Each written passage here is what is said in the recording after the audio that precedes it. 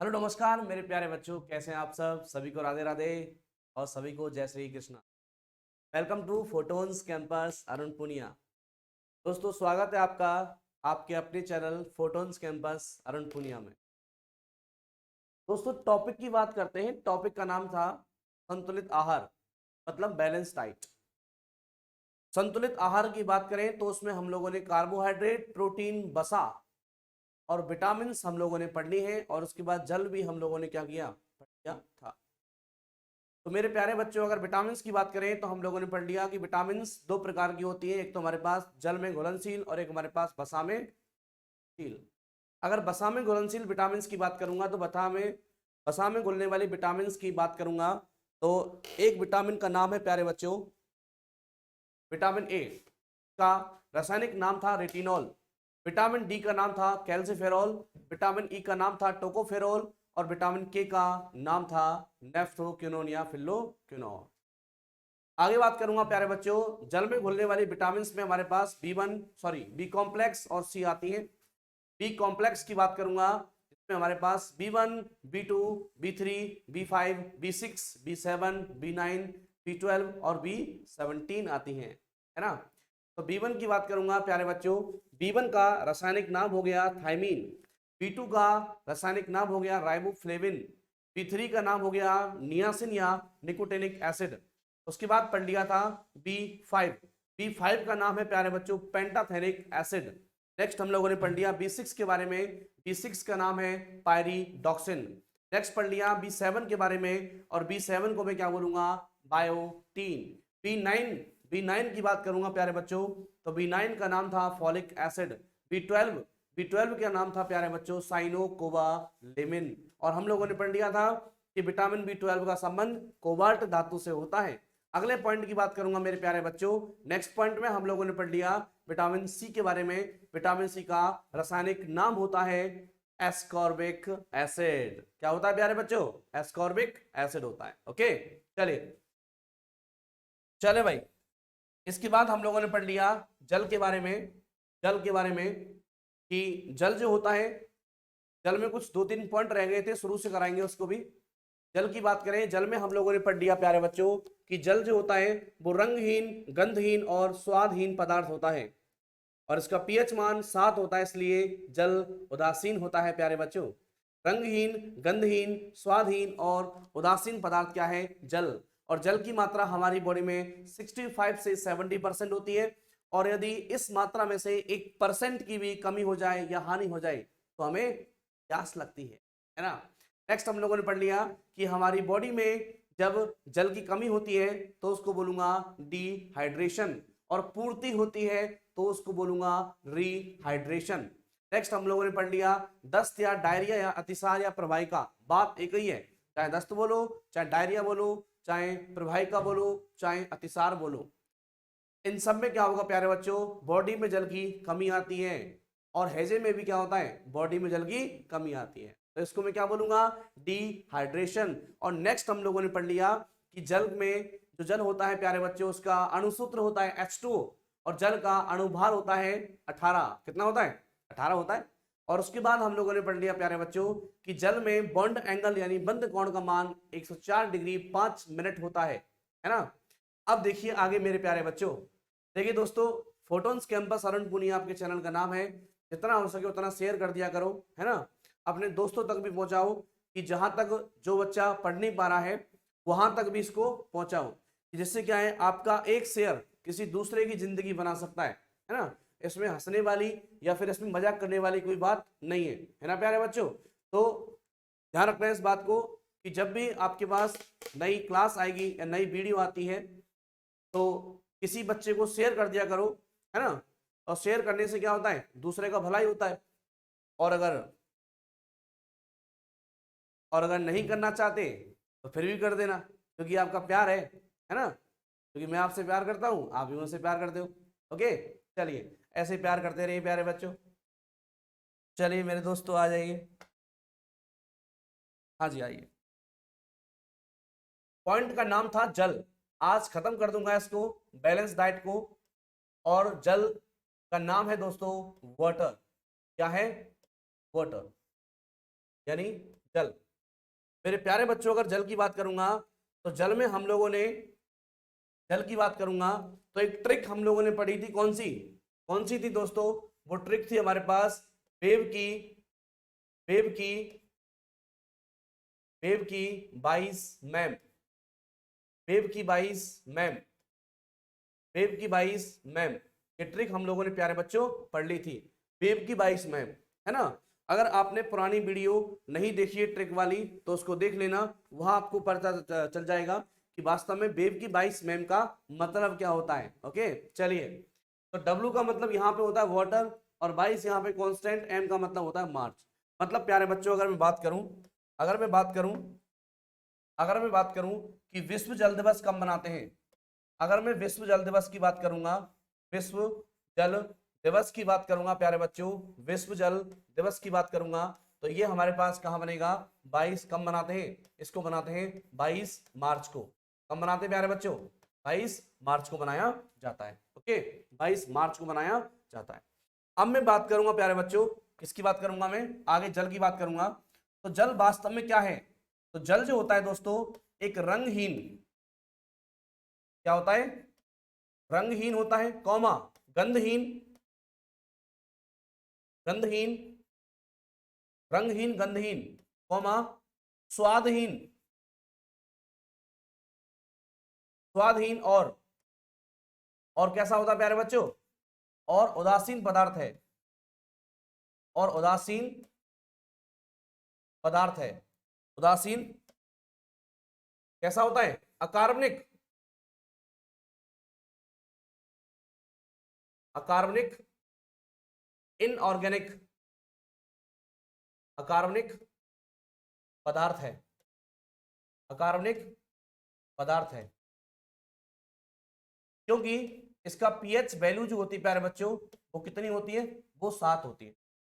अगर जल की पीएच वैल्यू की बात करूंगा तो वो कितनी है? 7, और 7 है, इसका मतलब क्या है? वो उदासीन है। अगर 7 से 0 की ओर है, इसका मतलब वो अम्लीय होगा, और 7 से परे है, इसका मतलब वो क्षारीय होगा, और केवल 7 पे है, इसका मतलब वो उदासीन होगा। ठीक, चलिए। मैंने कहा जल का रंग नहीं होता, रंगहीन होता है, गंध, इसमें किसी प्रकार की खुशबू या बदबू नहीं आती है ना। तो और उसके बाद क्या है? स्वादहीन। बहुत से लोग बोलते हैं ना कि पानी तो स्वाद है, तो स्वाद कुछ नहीं होता। स्वाद क्या होता है पानी का? कुछ नहीं होता। तो इसलिए मैंने क्या बोला? स्वादहीन बोल दिया, है ना। तो जल जो होता है रंगहीन, गंधहीन, स्वादहीन और उदासीन, अकार्बनिक पदार्थ है। पीएच वैल्यू 7 होती है। आगे बात करूंगा प्यारे बच्चों, हमारे शरीर में, हमारे हमारे मतलब ह्यूमन बॉडी की बात कर रहा हूं, हमारे शरीर में जल की मात्रा, जल की मात्रा, हमारे शरीर में जल की मात्रा 65, इसको मैं स्टाइल से लिखूंगा, स्टाइल शुरू से लिखता हूं मैं, 65 से 70%, 70%, 70% होती है, 70% होती है, 65 से 70% होती है। और मेरे प्यारे बच्चों, और इस मात्रा में से, और इस मात्रा में से, और इस मात्रा में से, मात्रा में से, और इस मात्रा में से प्यारे बच्चों, और इस मात्रा में से प्यारे बच्चों, 1% की हानि होने पर, 1% की, 1% की हानि होने पर, हानि होने पर, हानि होने पर, हानि होने पर क्या लगती है? कुछ लगती है, क्या लगती है रे? हानि होने पर प्यास, हानि होने पर प्यास लगती है। क्या लगती है प्यारे बच्चों? प्यास लगती है। क्या लगती है प्यारे बच्चों?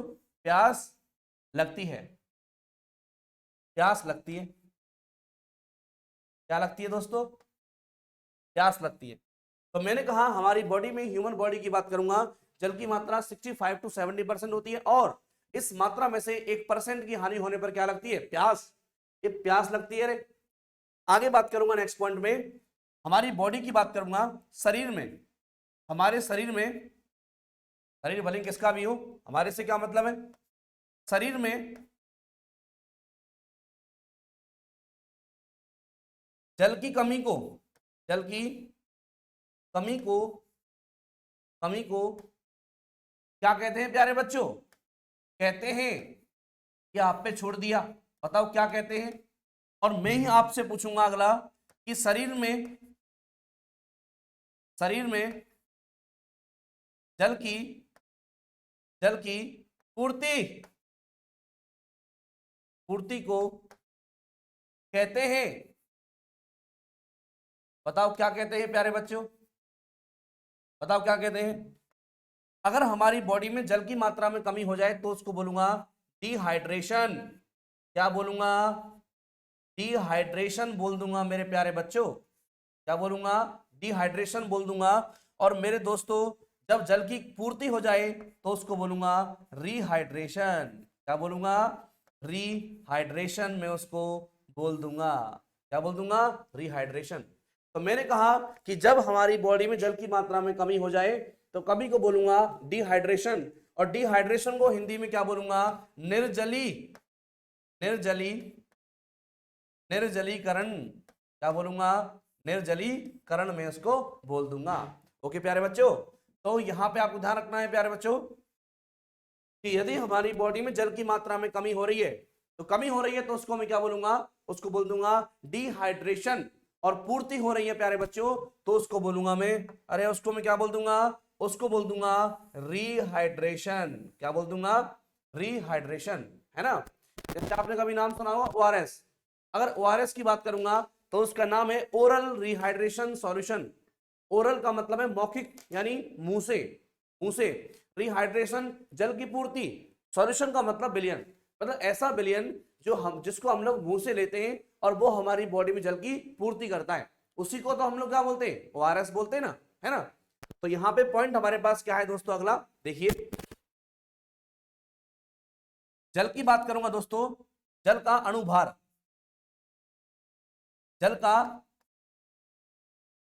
पहले अणुसूत्र की बात कर लूंगा, जल का अणुसूत्र। और नेक्स्ट हमारे पास पॉइंट आएगा प्यारे बच्चों, जल का अणुभार। जल का अणुभार सभी जानते हैं भैया, कोई बड़ी बात नहीं है। जल का अणुसूत्र जो होता है दोस्तों, जल का अणुसूत्र जो होता है वो होता है H2O। क्या होता है? वो होता है हमारे पास H2O। जल का अणुसूत्र हमारे पास H2O होता है। और अणुभार हमारे पास कितना होता है? 18। 18 कैसे हुआ? क्योंकि हाइड्रोजन का होता है एक, कितना होता है? एक होता है। और दो का दो हो गया। और O मतलब ऑक्सीजन का होता है 16। तो 16 + 2 बराबर कितना हो गया? 2 + 16 = 18, है ना। तो इस प्रकार से क्या हो गया भैया? ये इसका अणु सूत्र हो गया। अरे अणु सूत्र दो बार, अरे अणु सूत्र दो बार, अणुभार आएगा ये तो।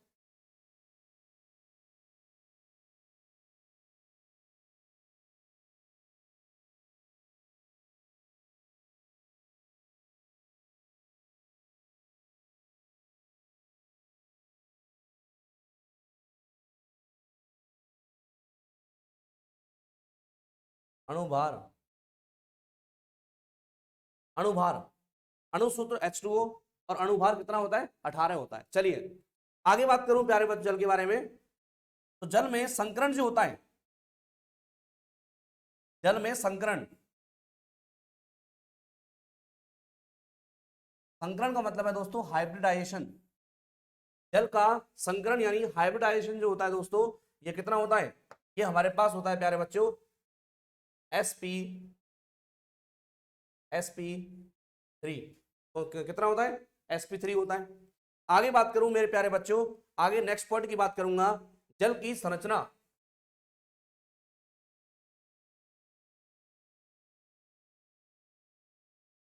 जल की संरचना, रचना, संरचना हमारे पास क्या बोलती है वो देख लो प्यारे बच्चों। ये हमारे पास ऑक्सीजन, ये हमारे पास हाइड्रोजन, ये भी हमारे पास हाइड्रोजन, है ना। और आगे बात करूंगा, आगे एक लॉन पेयर ऊपर, एक इसके नीचे नीचे।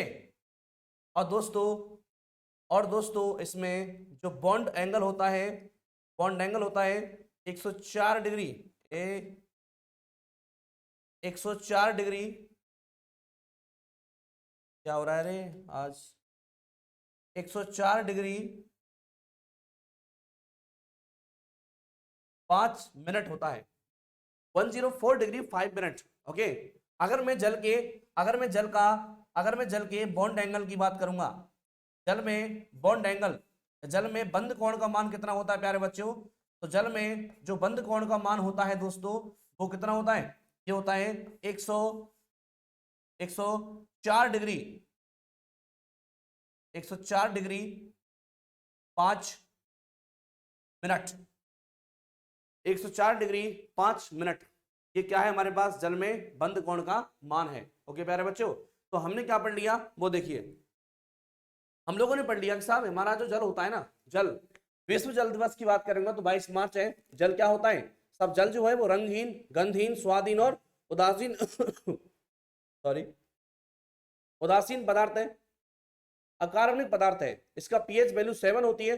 और मेरे प्यारे बच्चों कि हमारी बॉडी में जल की मात्रा 65 टू 70% होती है, 65 टू 70% होती है। और मेरे प्यारे बच्चों कि हमारी बॉडी में जब 1% की हानि होती है इस मात्रा में से, तो हमें क्या लगती है, तो हमको प्यारे बच्चों प्यास लगती है। नेक्स्ट हमारे पास हमारी बॉडी में जल की मात्रा में कमी को क्या बोलूंगा, डिहाइड्रेशन। और बेटा इसकी पूर्ति को मैं क्या बोलूंगा, रीहाइड्रेशन। क्या बोल दूंगा, रीहाइड्रेशन में इसको बोल दूंगा। जल का अणुसूत्र जो होता है दोस्तों, जल का अणुसूत्र जो होता है वो कितना होता है, वो H2 होता है। और अणुभार कितना होता है, 18 होता है। जल में संकरण कौन सा होगा, sp3 होगा। और जल की संरचना इस प्रकार से होती है, और इसमें बॉन्ड एंगल का जो मान होता है प्यारे बच्चों वो 104 डिग्री 5 मिनट का होता है। ओके चले मेरे प्यारे बच्चों नेक्स्ट पॉइंट में।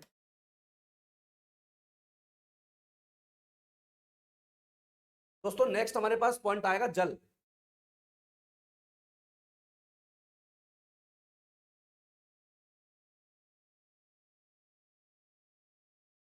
जल दोस्तों पसीना, पसीने और बाष्पन के द्वारा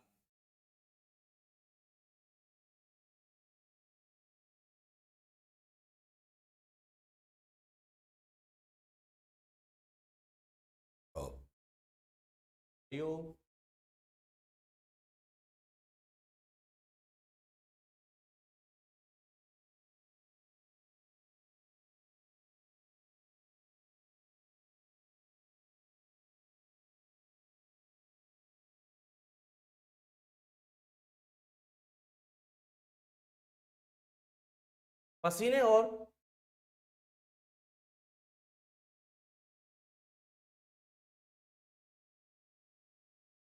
वाष्पन के द्वारा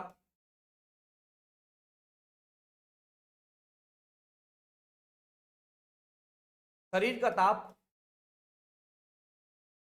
ताप नियंत्रित करता है, नियंत्रित करता है। कौन है प्यारे बच्चों, जल है। जल जो होता है दोस्तों, ये जल जो होता है ना, ये जल जो होता है ये पसीने और वाष्पन के द्वारा क्या करेगा, बॉडी का टेम्परेचर क्या करेगा, नियंत्रित करता है। दोस्तों पसीना आना भी जरूरी है ना। कुछ व्यक्ति ऐसे होते हैं ना जिनको पसीना नहीं आता है ना, तो क्या है उनमें कोई बीमारी है, नहीं आता।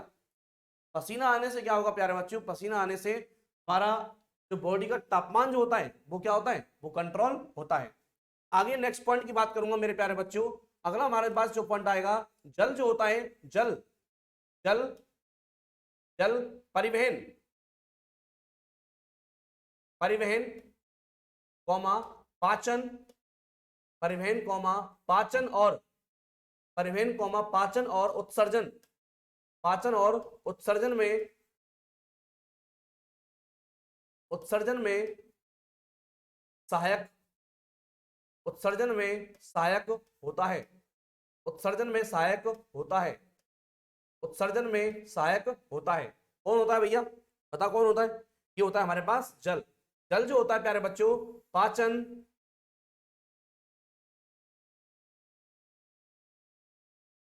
परिवहन और उत्सर्जन में क्या होता है प्यारे बच्चों, ये सहायक होता है, सहायक होता है। कौन होता है प्यारे बच्चों, ये जल होता है। ओके चलिए अगले पॉइंट की बात करूंगा मेरे प्यारे बच्चों, अगले पॉइंट की बात करूंगा।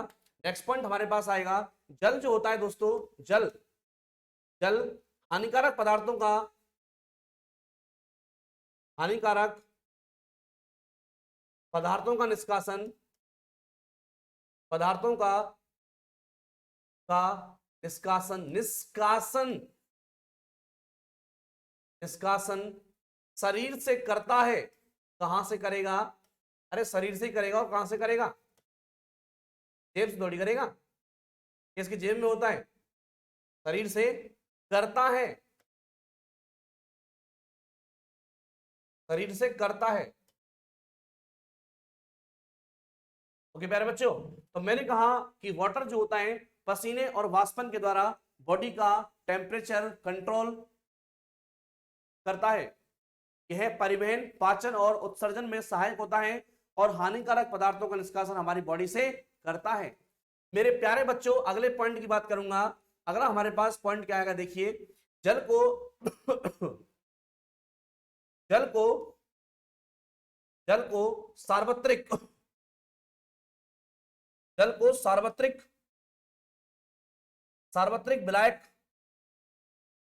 जल को सार्वत्रिक विलायक, या इसी को मैं क्या बोल दूंगा, या इसी को मैं क्या बोल दूंगा, इसी को बोलूंगा universal, universal solvent, universal solvent, solvent कहा कहा जाता है, यूनिवर्सल सॉल्वेंट कहा जाता है। सार्वत्रिक विलायक की बात करूंगा मेरे प्यारे बच्चों, अगर मैं सार्वत्रिक विलायक की बात करूंगा तो सार्वत्रिक विलायक हमारे पास क्या है दोस्तों? सार्वत्रिक विलायक हमारे पास जल होता है। समझ रहे हो? समझ रहे हो ना? तो मैंने कहा कि जल पसीने और वाष्पन के द्वारा हमारे बॉडी का टेम्परेचर रेगुलेट करेगा, और यह जल परिवहन, पाचन और उत्सर्जन में क्या करेगा? सहायक होता है। यह हानिकारक पदार्थों का निष्कासन हमारी बॉडी से करता है। और नेक्स्ट हमारे पास, जल को सार्वत्रिक विलायक कहा जाता है। क्योंकि सार्वत्रिक विलायक बोलने का मेन कारण ये है प्यारे बच्चों कि किसी भी चीज को हमें तनु करना है, या उसको, या किसी भी चीज को हमने तनु मतलब डाइल्यूट करना है, तो हम क्या करेंगे? उसमें पानी मिलाएंगे, है ना? अगर चीनी को हमने घोलना है तो पानी, ग्लूकोज को हमने घोलना है तो पानी, सब जगह पानी पानी, इस पृथ्वी पे पानी पानी, तो सब जगह क्या भी है? पानी पानी है। तो ये हमारे पास क्या है, इसलिए हमने क्या बोल दिया इसको? यूनिवर्सल सॉल्वेंट इसको हमने बोल दिया। अच्छा एक बात और, कुछ बेसिक पॉइंट, चलो मैं आपको बेस्ट बताऊंगा। अगर सार्वत्रिक दाता की बात करूंगा, यूनिवर्सल डोनर की बात करूंगा, तो यूनिवर्सल डोनर जो होता है प्यारे बच्चों, वो हमारे पास ओ नेगेटिव ब्लड ग्रुप वाला व्यक्ति होता है। ओके, तो ओ नेगेटिव ब्लड ग्रुप को मैं क्या बोलूंगा? Universal donor. और यूनिवर्सल रिसेप्टर की बात करूंगा, सार्वत्रिक ग्राही की बात करूंगा, तो उसका नाम है प्यारे बच्चों ए बी पॉजिटिव। कौन सा? A B positive. अगर मैं यूनिवर्सल एंजाइम की बात करूंगा प्यारे बच्चों, तो यूनिवर्सल एंजाइम का नाम है ट्रिप्सिन एंजाइम। कौन सा? Trypsin enzyme. तो हमने चार चीज पढ़ लिए, हमारे पास चार चीज। पहली चीज का नाम क्या है दोस्तों? पहली चीज हमारे पास यूनिवर्सल सॉल्वेंट मतलब जल, यूनिवर्सल एंजाइम मतलब ट्रिप्सिन एंजाइम। कौन सा? Trypsin enzyme. यूनिवर्सल डोनर का मतलब प्यारे बच्चों ओ नेगेटिव, और यूनिवर्सल रिसेप्टर यानी सर्वग्राही का मतलब है दोस्तों ए बी पॉजिटिव। चलिए दोस्तों, ये हमारे पास क्या हुआ?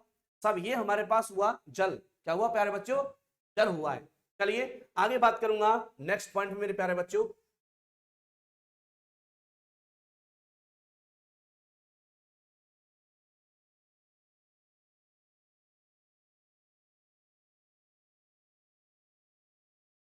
चले भैया,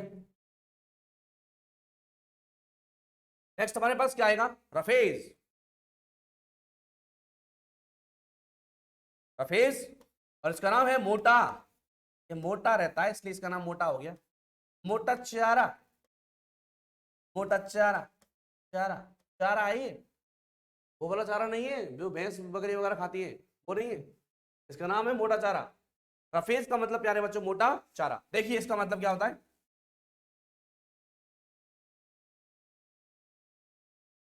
रेशेदार भोजन, फाइब्रस फूड, रेशेदार भोजन को,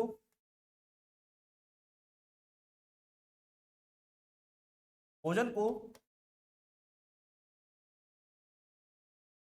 रफेज कहा रफेज कहा जाता है। अर्थात, अर्थात क्या बोलेगा, अरे बोलो रे बोलो। अर्थात जिस भोजन में, जिस भोजन में, जिस भोजन में रेसे होते हैं, रेसे, रेसे होते हैं, इस भोजन में क्या होते हैं प्यारे बच्चों, रेसे होते हैं।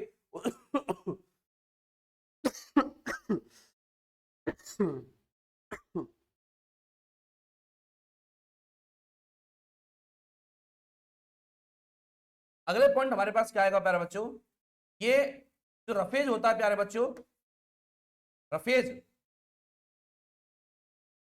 हमारे शरीर की, हमारे शरीर की वृद्धि, वृद्धि नहीं करता, नहीं करता।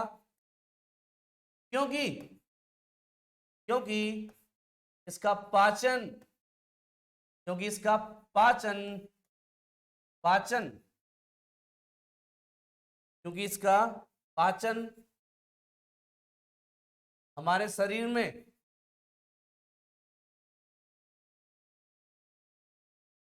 क्योंकि इसका पाचन हमारे, हमारे शरीर में, शरीर में होता है क्या, शरीर में नहीं होता, शरीर में नहीं होता, नहीं होता। तो मैंने कहा मेरे प्यारे बच्चों, मैंने कहा कि रेशेदार भोजन को रफेज कहा जाता है। मतलब जिस भोजन में फाइबर्स होते हैं प्यारे बच्चों, जिस भोजन में क्या होते हैं, फाइबर होते हैं, उस भोजन को मैं क्या बोलूंगा, रफेज बोल दूंगा। या रेशेदार भोजन को मैं क्या बोलूंगा प्यारे बच्चों, रफेज बोल दूंगा। और यह हमारी बॉडी की वृद्धि नहीं करता, क्योंकि इसका पाचन हमारी बॉडी में, हमारी बॉडी में इसका पाचन होता है क्या, नहीं होता मेरे प्यारे बच्चों, इसका पाचन हमारी बॉडी में नहीं होता। और नेक्स्ट पॉइंट हमारे पास आएगा प्यारे बच्चों, यह रफेज जो होता है, रफेज, रफेज कब्ज को दूर करता है, कब्ज को दूर करता है, कब्ज को दूर करता है। कब्ज को, कब्जी होती है ना, कब्जी होती है, कब्जी को दूर करता है। बहुत से ऐसे होते हैं जो गुस्से वाले होते हैं, है ना, तो दूसरा क्या बोलता है उनसे कि तुझे में क्या है, बहुत कब्जी है ना, तो कब्जी होती है। तो कब्जी का मतलब प्यारे बच्चों, कब्जी का मतलब है कि हमने जो खाया उसका पाचन ढंग से नहीं हो रहा है, ऐसा लगता है कि पेट भरा भरा सा, पेट भरा भरा सा लगता है, तो उसको मैं क्या बोलूंगा, कब्ज बोलूंगा। तो ये जो रफेज है प्यारे बच्चों क्या करेगा, कब्ज को, कब्ज को क्या करेगा, कब्ज को दूर करता है, हमारी बॉडी में कब्ज को दूर करता है। ओके प्यारे बच्चों, और क्या करेगा, ये हमारी बॉडी में जल की पूर्ति करता है। और दोस्तों, और क्या करेगा, और शरीर में जल की पूर्ति करता है, और शरीर में, शरीर में जल की पूर्ति, जल की, जल की पूर्ति करता है, जल की पूर्ति, जल की पूर्ति करता है। और शरीर में जल की पूर्ति करता है कौन है प्यारे बच्चों, ये हमारे पास है रफेज। और नेक्स्ट पॉइंट की बात करूंगा प्यारे बच्चों, रफेज के हमारे पास क्या है, रफेज के हमारे पास उदाहरण है। अगर मैं बात करूं यहां पे रफेज की, तो इसके उदाहरणों में क्या आएगा, वही सलाद वगैरह आते हैं, सलाद हुआ, खीरा, ककड़ी, चुकंदर, शलजम, प्याज, टमाटर, ये सभी अनाज है ना, ये सभी क्या है प्यारे बच्चों, ये सभी इसके स्रोत हैं, है ना।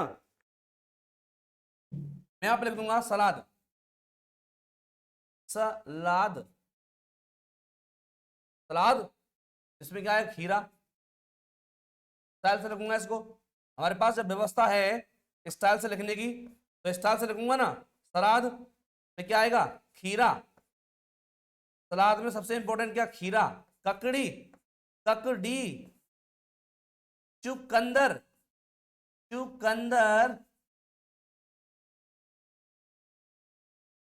टमाटर, टमाटर। और क्या है प्यारे बच्चों, और उसके बाद क्या आएगा, उसके बाद क्या आएगा, अनाज की बाह्य परत,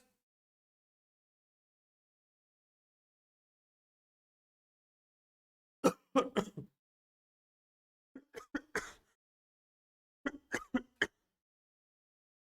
बच्चों, आज क्या खांसी बहुत ज्यादा हो रही है, तो इसके लिए क्षमा प्रार्थी हूं मैं आपसे। अनाज की बाह्य परत, अनाज की बाह्य परत, कॉमा, सब्जियां, सब्जियां आदि, आदि रफेज में आते हैं, आदि रफेज में आते हैं, आदि रफेज में आते हैं। तो मेरे प्यारे बच्चों, मैंने कहा रफेज, रफेज को बोलूंगा रेशेदार भोजन को मैं क्या बोलूंगा, रफेज, अर्थात जिस भोजन में रेशे होते हैं। रफेज हमारी बॉडी की वृद्धि नहीं करता, क्योंकि इसका पाचन हमारे बॉडी में नहीं होता है ना। क्योंकि भाई देखो, सीधी बात है भाई, जब आपको मैंने कार्बोहाइड्रेट करवाया था, तो कार्बोहाइड्रेट में एक पॉइंट करवाया आपको मैंने, कौन सा, सेलुलोज, सेलुलोज करवाया आपको मैंने। तो उसमें आपसे मैंने कहा था कि सेलुलोज का पाचन हमारी बॉडी में नहीं होता, सेलुलोज हमें सर्वाधिक पादपों से या प्लांट से प्राप्त होता है ना। तो प्यारे बच्चों, ये सभी क्या है, ये सभी प्लांट ही तो है, पादप ही तो है, तो हमारा बॉडी में इसका पाचन कहां से हो जाएगा, सही कि नहीं है। तो इसीलिए प्यारे बच्चों, इसका पाचन हमारी बॉडी में नहीं होता, और इसीलिए ये हमारी बॉडी की वृद्धि नहीं करता। Okay, and this is the most important things. सलाद, खीरा, ककड़ी, चुकंदर, प्याज, टमाटर, अनाज की बाह्य परत, सब्जियां आदि रफेज के उदाहरण होते हैं। और एक पॉइंट और है दोस्तों, एक पॉइंट और है हमारे पास, ये हमारी बॉडी में क्या करेगा, कब्ज को दूर करता है, कब्ज को दूर करता है। कौन करता है भैया, ये कब्ज को दूर कैसे करेगा। एक पॉइंट और यहां पे ऐड कर लेना प्यारे बच्चों, एक पॉइंट और ऐड कर लेना यहां पे, कौन सा वाला, ये कि रफेज जो होता है, मतलब यह छोटी आंत में, यह छोटी आंत में,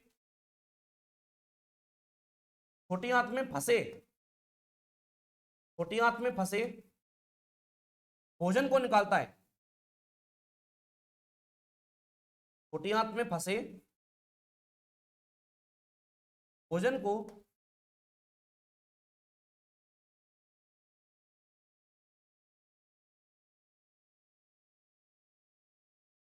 निकालता है।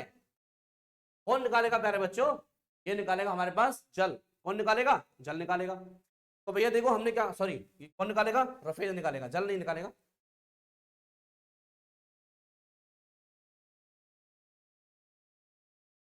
तो ये हमने क्या पढ़ लिया, जल के बारे में, है ना। जल का अणु सूत्र क्या होता है, H2O, अणुभार 18, संकरण sp3 होता है। जल की संरचना 104 डिग्री 5 मिनट होती है, इस प्रकार से होती है। बंद कोण का मान ये होता है। आगे हमने पढ़ लिया रफेज के बारे में, क्या पढ़ लिया, रफेज के बारे में। अब प्यारे बच्चों, ये आपका टॉपिक जो है ना, ये आपका टॉपिक पूरा खत्म हो रहा है, यहाँ पे आपका टॉपिक यहाँ पे फिनिश्ड हो रहा है प्यारे बच्चों। अब मैं आपको आपके अनुसार नया टॉपिक यहाँ पे स्टार्ट करूंगा, उसका नाम है रक्त परिसंचरण तंत्र। कौन सा है प्यारे बच्चों, रक्त परिसंचरण तंत्र। ओके, चलिए।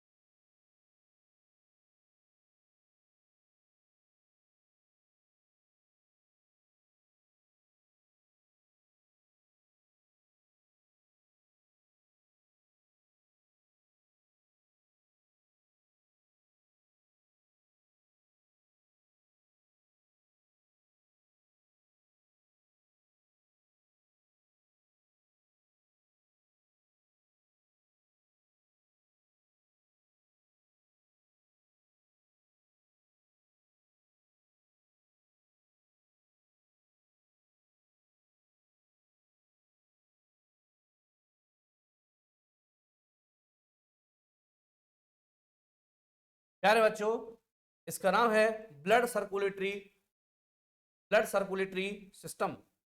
कौन सा है दोस्तों, इसका नाम है, इसका नाम है प्यारे बच्चों, इसका नाम है ब्लड सर्कुलेटरी सिस्टम।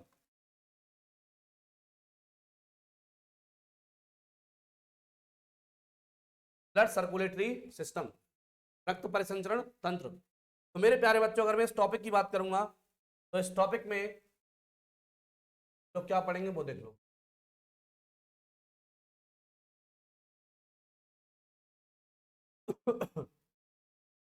इस टॉपिक में हमारे पास रक्त आएगा। रक्त पढ़ने के बाद रक्त के कौन कौन से भाग होते हैं, प्लाज्मा क्या होता है, आरबीसी क्या होती है, डब्ल्यूबीसी क्या होती है, प्लेटलेट्स क्या होती है, उसके बाद इनके कितने कितने सारे प्रकार होते हैं। उसके बाद पढ़ेंगे हृदय के बारे में। हृदय को पढ़ने के बाद यानी हार्ट को पढ़ने के बाद हम लोग क्या पढ़ेंगे, रक्त नलिकाएं।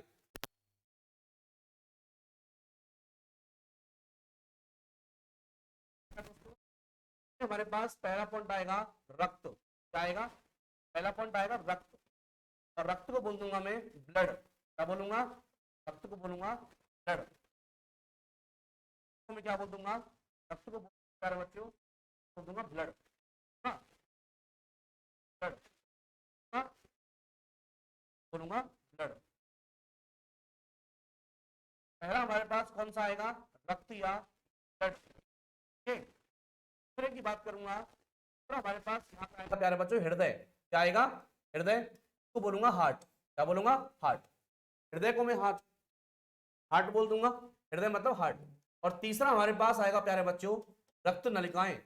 रक्त नलिकाएं, रक्त नलिकाएं, रक्त नलिकाएं यानी ब्लड वेसल्स। ये रक्त वाहिकाएं बोल दो भले, बात एक ही है ना। रक्त वाहिकाएं बोल दो भले, क्या बोल दो, रक्त वाहिकाएं बोल दो भले, बात एक ही है। रक्त वाहिकाएं, रक्त नलिकाएं बोल दो, चाहे रक्त वाहिकाएं बोल दो, बात एक ही है। रक्त वाहिकाएं, ओके। तो एक पॉइंट हमारे पास कौन सा हो गया, ब्लड वाला हो गया। एक पॉइंट हमारे पास कौन सा हो गया, हृदय हो गया। और एक पॉइंट हमारे पास प्यारे बच्चों कौन सा हो गया, एक पॉइंट हमारे पास हो गया दोस्तों, अरे कौन सा हो गया प्यारे बच्चों, एक पॉइंट हमारे पास कौन सा हो गया, एक पॉइंट का नाम है प्यारे बच्चों रक्त वाहिकाएं। तो रक्त को बोल दूंगा ब्लड। उसके बाद हृदय को बोल दूंगा, क्या बोल दूंगा, हृदय को बोल दूंगा प्यारे बच्चों हार्ट। और रक्त वाहिकाओं को मैं क्या बोल दूंगा, इनको बोल दूंगा ब्लड वेसल्स। तो मेरे प्यारे बच्चों अगर मैं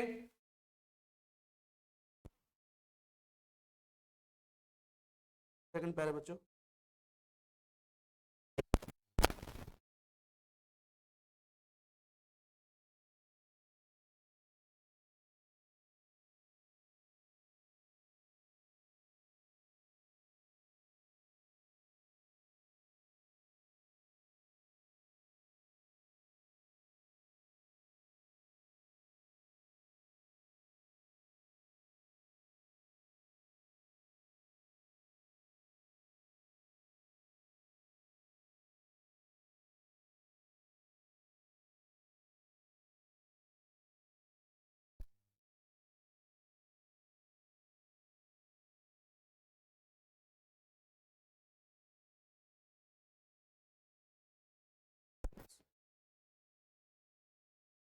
चले प्यारे बच्चों, चलिए रक्त को बोल दूंगा ब्लड।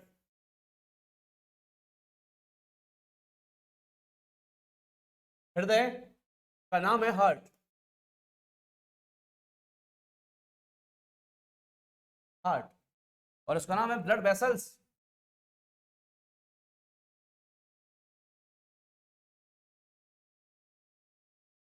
ब्लड वेसल्स,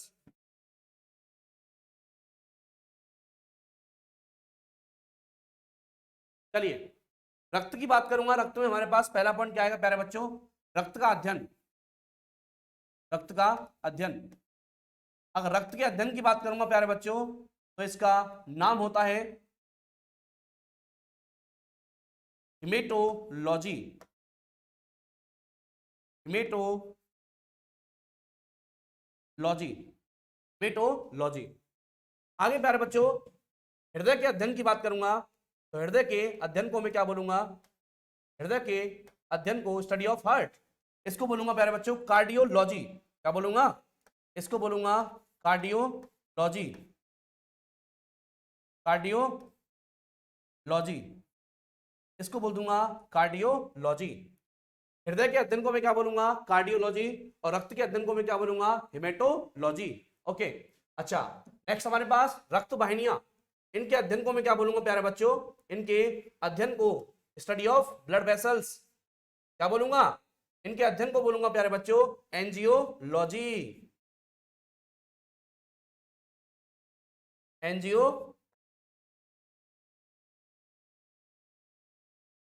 एनजीओलॉजी, क्या बोलूंगा, एनजीओलॉजी बोल दूंगा। तो मैंने कहा यहां पे प्यारे बच्चों कि रक्त के अध्ययन को मैं बोलूंगा हेमेटोलॉजी, हृदय के अध्ययन को बोलूंगा कार्डियोलॉजी, और रक्त वाहिनियों के अध्ययन को मैं क्या बोलूंगा, एनजीओलॉजी, एनजीओलॉजी। अच्छा, रक्त वाहिनियों में प्यारे बच्चों हमारे पास तीन आती हैं, एक का नाम है धमनी, एक का नाम धमनी है, इसको बोलूंगा आर्टरी, एक आती है शिरा, इसको बोलूंगा वेन्स, और एक हमारे पास क्या आता है दोस्तों, एक हमारे पास आती है केशिका, कोशिका नहीं बोला, केशिका बोला, इसको बोलूंगा कैपिलरी, क्या बोलूंगा, कैपिलरी में इसको बोल दूंगा। तो पहला हमारे पास इसमें तीन चीज आती है, एक धमनी, एक सिरा और एक केशिका, artery, veins and capillary. Okay, चलिए आगे बात करूंगा मेरे प्यारे बच्चों नेक्स्ट पॉइंट में। तो नेक्स्ट पॉइंट हमारे पास आएगा कि इनका जो छायांकन होता है, इनका जो छायांकन होता है मतलब फोटोग्राफ,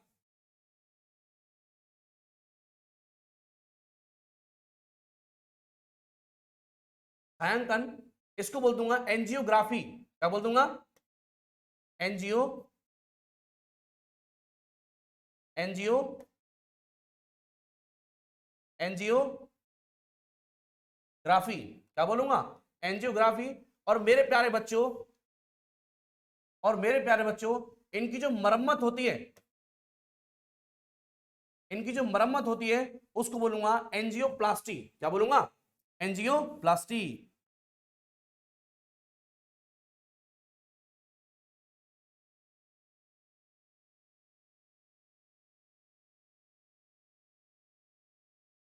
एंजियोप्लास्टी। तो मैंने कहा यहां पे, मैंने कहा यहां पे कि इनका जो छायांकन हम लोग लेते हैं, इनका जो छायांकन हम लोग लेते हैं उसको मैं क्या बोलूंगा, उसको बोलूंगा प्यारे बच्चों एंजियोग्राफी, क्या बोलूंगा, एंजियोग्राफी। और इसका, इनकी जो मरम्मत हम लोग करते हैं, हम क्या डॉक्टर करेंगे, है ना, तो उसको बोलूंगा एंजियोप्लास्टी। तो मैंने कहा प्यारे बच्चों ब्लड सर्कुलेटरी सिस्टम की बात करूंगा, तो इसमें हमारे पास ब्लड सर्कुलेटरी सिस्टम में हमारे पास क्या आता है दोस्तों, तीन पॉइंट आते हैं। एक तो हमारे पास क्या आएगा, ब्लड, एक तो हमारे पास क्या आएगा, ब्लड, एक हमारे पास क्या आएगा, हृदय यानी हार्ट, एक हमारे पास क्या आएगा, ब्लड वेसल्स यानी रक्त वाहिकाएं, नलिकाएं बोल दो भली। तो रक्त की बात करूंगा, इसके अध्ययन को मैं बोलूंगा हिमेटोलॉजी, क्या बोलूंगा, हिमेटोलॉजी। और हृदय के अध्ययन को बोलूंगा कार्डियोलॉजी। और रक्त वाहिनियां तीन होती है, एक धमनी होती है आर्टरी, एक सरा होती है वेन्स, और एक केशिका होती है कैपिलरी। ओके, अगर रक्त वाहिकाओं के छायांकन यानी फोटोग्राफ की बात करूंगा तो उसको बोलूंगा एंजियोग्राफी, और अगर इनकी मरम्मत की बात करूंगा तो उसको बोलूंगा एंजियोप्लास्टी, और उसके अध्ययन की बात करूंगा तो उसको बोलूंगा एंजियोलॉजी। मतलब एंजियो मींस क्या हो गया, रक्त वाहिकाएं हो गया। ओके प्यारे बच्चों, चलिए अगर हमारे पास जो पॉइंट है प्यारे बच्चों, रक्त का, रक्त का जो निर्माण होता है दोस्तों, रक्त का जो निर्माण होता है, रक्त का जो निर्माण होता है,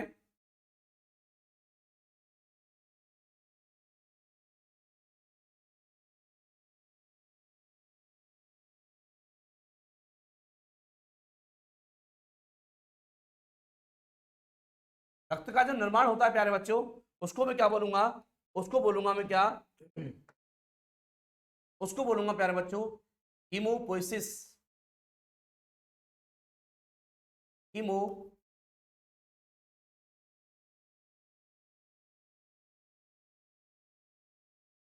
हीमोपोइसिस।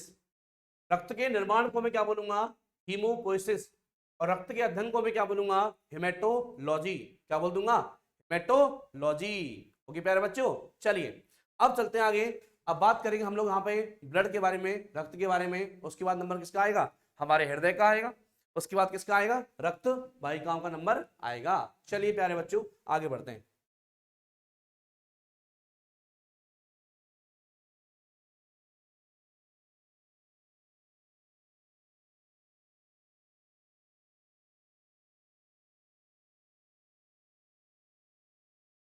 रक्त की बात करूंगा तो वास्तव में रक्त क्या है, क्या चीज, रक्त क्या है, रक्त होता क्या है भैया? तो रक्त प्यारे बच्चों होता क्या है?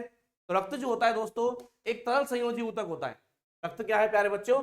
रक्त जो होता है, रक्त क्या है प्यारे बच्चों? रक्त जो होता है क्या होता है? तरल संयोजी ऊतक है, तरल संयोजी ऊतक होता है, ऊतक है। इसको बोलूंगा फ्लूइड कनेक्टिव टिश्यू। क्या बोलूंगा? Fluid connective tissue. What is blood? तो blood is a fluid connective tissue, तरल संयोजी ऊतक होता है। तरल का मतलब है फ्लूइड, है ना, जो तरल अवस्था में रहता है। और संयोजी का मतलब प्यारे बच्चों जोड़ने वाला, कनेक्टिव। और टिश्यू का मतलब ऊतक यानी कोशिकाओं का समूह। मतलब ये प्यारे बच्चों कि ब्लड जो होता है ना ये कोशिकाओं का समूह है। इस ब्लड में बहुत सारी कोशिकाएं पाई जाती है ना, आरबीसी, डब्ल्यूबीसी, प्लेटलेट्स, कुफर कोशिकाएं, ये सभी कहां मिलती है? ब्लड में तो मिलती है। तो ब्लड क्या है? ऊतक है। ब्लड क्या है? ऊतक। और ऊतक भी कौन सा? तरल संयोजी ऊतक है। इसका मतलब ये प्यारे बच्चों कि रक्त जो होता है वो तरल अवस्था में रहता है और ये हमारी बॉडी के अंगों को आपस में क्या करेगा? जोड़ेगा। इसीलिए इसको हम क्या बोलेंगे? Fluid connective tissue. क्या बोलेंगे? Fluid connective tissue. आगे बात करूंगा प्यारे बच्चों, रक्त का जो पीएच वैल्यू होती है, रक्त का जो पीएच मान होता है वो कितना होता है? सर ये होता है 7.4, 7.4 होता है। रक्त का जो पीएच मान होता है प्यारे बच्चों वो कितना होता है? सर ये होता है हमारे पास 7.4, 7.4 यानी 7.4। और 7.4 होने का मतलब प्यारे बच्चों हल्का क्षारीय है। कैसा हो गया? हल्का क्षारीय। कैसा हो गया? हल्का क्षारीय हो गया, है ना। तो हल्का क्षारीय कैसा होता है कि भैया? हल्का क्षारीय होता है। तो मैंने कहा कि रक्त क्या है? तरल संयोजी ऊतक है। इसका पीएच मान कितना होता है? 7 होता है। अगले पॉइंट की बात करूंगा प्यारे बच्चों, नेक्स्ट पॉइंट में आएगा कि रक्त के अध्ययन को मैं क्या बोलूंगा? अभी पढ़ लिया हम लोगों ने। रक्त के अध्ययन को मैं क्या बोलूंगा? अध्ययन को मैं क्या बोलूंगा? अध्ययन, अध्ययन को मैं क्या बोलूंगा? हिमेटो, हिमेटोलॉजी, हिमेटोलॉजी बोल दिया। और दोस्तों नेक्स्ट हमारे पास पॉइंट आएगा, रक्त के निर्माण को मैं क्या बोलूंगा? निर्माण की क्रिया, निर्माण की क्रिया। उस क्रिया को मैं क्या बोलूंगा? उसको बोलूंगा हीमोपोइसिस। क्या बोलूंगा? हीमोपोइसिस, हीमोपोइसिस बोल दूंगा मैं इसको। क्या बोल दूंगा? हीमोपोइसिस बोल दूंगा। तो मैंने कहा रक्त के अध्ययन को बोलूंगा हिमेटोलॉजी और रक्त के निर्माण को मैं क्या बोलूंगा? हीमोपोइसिस। और रक्त का निर्माण कहां पे होता है प्यारे बच्चों? रक्त का निर्माण जो होता है, रक्त का जो निर्माण होता है प्यारे बच्चों, रक्त का निर्माण कहां पे होता है बेटा? तो ये होता है प्यारे बच्चों, ये होता है कहां पे? अस्थि मज्जा में। कहां पे होता है दोस्तों? बोन मैरो में होता है, अस्थि मज्जा में होता है। कहां पे होता है प्यारे बच्चों? ये होता है दोस्तों अस्थि मज्जा। कहां पे होता है? अस्थि मज्जा में होता है, अस्थि मज्जा में होता है। तो रक्त के निर्माण की बात करूंगा प्यारे बच्चों, रक्त का निर्माण कहां पे होता है? तो ये दोस्तों अस्थि मज्जा में होता है। कहां पे होता है? बोन मैरो में होता है ना। बताऊंगा मैं आपको, आगे बताऊंगा कि बोन मैरो भी दो प्रकार की होती है, एक रेड और एक येलो। दोनों का फंक्शन क्या होता है, दोनों काम क्या होता है, बहुत सारी बातें मैं आपको आगे बताने वाला हूं। यहाँ पे इंक्लूड नहीं करूंगा क्योंकि टॉपिक हमारे पास चल रहा है ब्लड, और अस्थि मज्जा हम लोग जब पढ़ेंगे वहां पे इसको हम लोग वहां पे कवर कर लेंगे, है ना। चलिए, तो मैंने कहा अध्ययन को मैं क्या बोलूंगा? हिमेटोलॉजी। निर्माण क्रिया को मैं क्या बोलूंगा? हीमोपोइसिस। और निर्माण कहां पे होता है? अस्थि मज्जा में होता है भैया। कहां पे होता है? अस्थि मज्जा में। आगे बात करूंगा प्यारे बच्चों, नेक्स्ट पॉइंट की बात करूंगा। एक चीज आपको ध्यान रखनी है यहाँ पे, रक्त,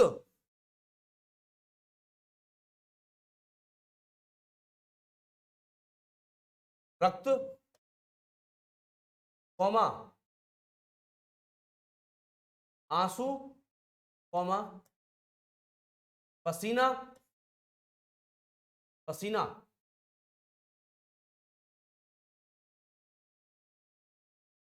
पसीना, इन सब का पीएच मान कितना होता है? 7.4। कितना होता है भैया? 7.4 होता है।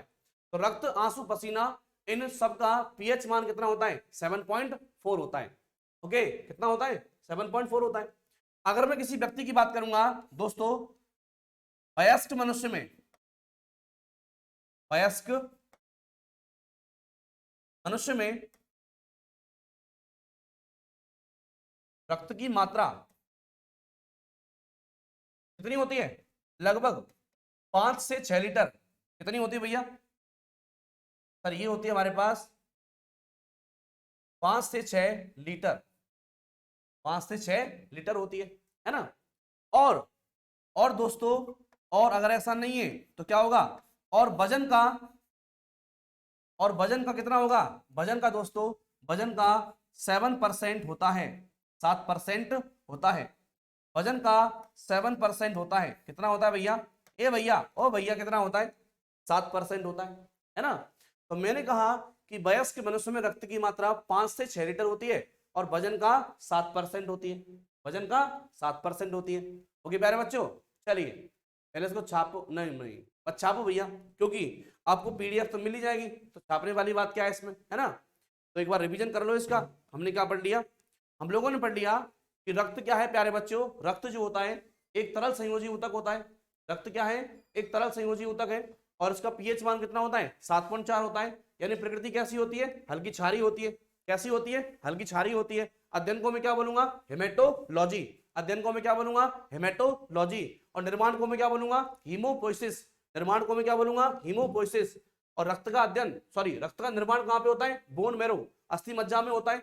और वयस्क मनुष्य में रक्त की मात्रा कितनी होती है? 5 से 6 लीटर होती है। और अपने वजन कितना होती है? अपने वजन का 7% होती है। किसमें होती है भैया? ये होती है हमारी बॉडी में। ओके, चलिए दोस्तों, एक चीज मैं आपको यहां बनाऊंगा, देखिए।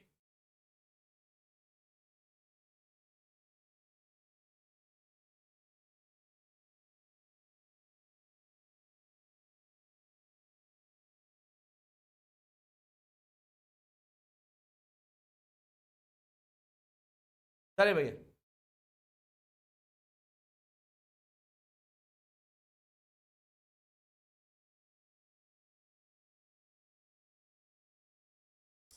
ये जो हमारे पास है ये रक्त है। और इस रक्त में हमारे पास क्या है प्यारे बच्चों? इस रक्त में हमारे पास है आरबीसी। इस रक्त में हमारे पास क्या है प्यारे बच्चों? आरबीसी है। और इस आरबीसी में हमारे पास क्या है प्यारे बच्चों? इस आरबीसी में दोस्तों हमारे पास क्या है? इस आरबीसी में दोस्तों क्या है प्यारे बच्चों? इस आरबीसी में हमारे पास क्या है प्यारे बच्चों? ये क्या? हाँ भाई, इस आरबीसी में क्या है दोस्तों?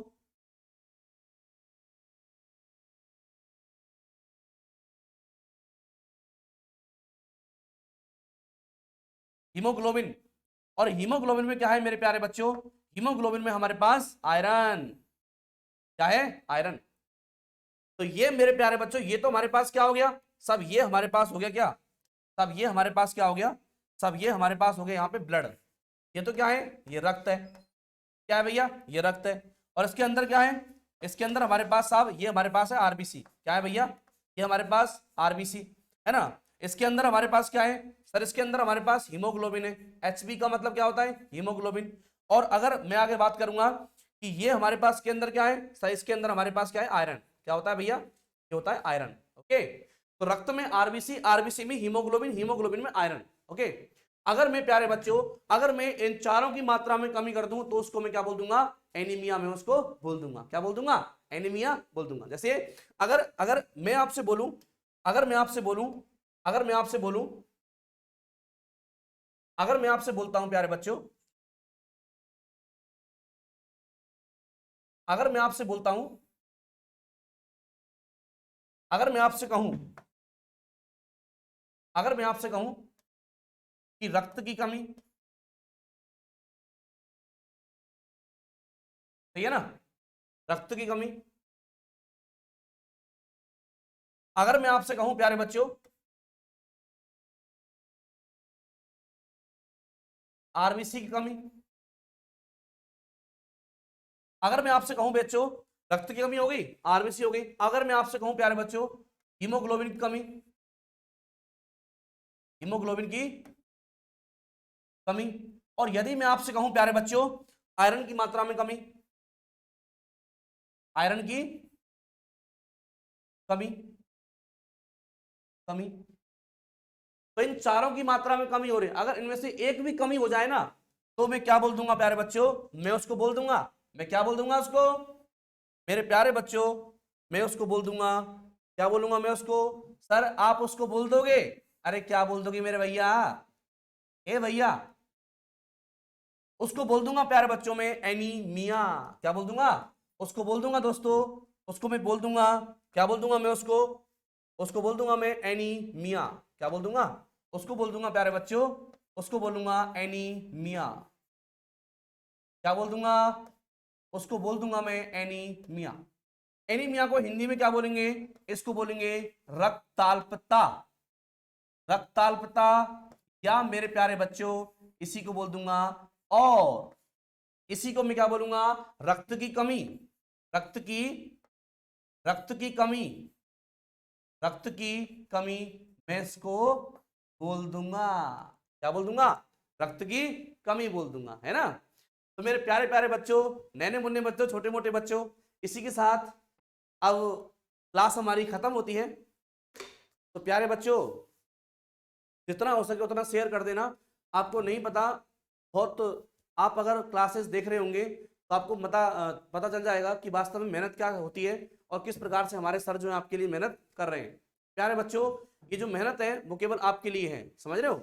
अगर आप हमें सपोर्ट करोगे तो मैं और ज्यादा मेहनत करूंगा, है ना। आपका सपोर्ट, आपसे मैंने कहा था कि जितना आप सपोर्ट करोगे उतनी मुझे क्या मिलेगी, एनर्जी मिलेगी।